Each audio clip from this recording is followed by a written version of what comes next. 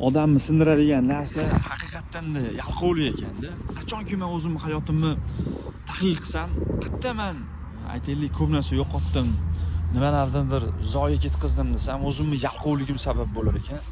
Va bitta narsani tushundim.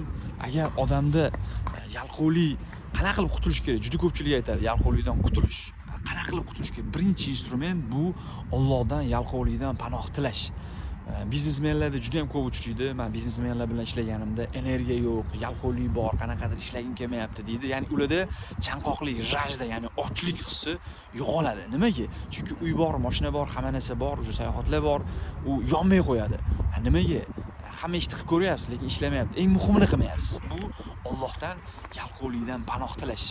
Video foydali bo'lgan bo'lsa, yoq tugmasini yozinglar, bosinglar, izohlarda o'z fikringizni bildiring. Yana qanaqa qilib yalqovlikdan chiqib ketsak bo'ladi. Bu juda ham manfaatli bo'ladi.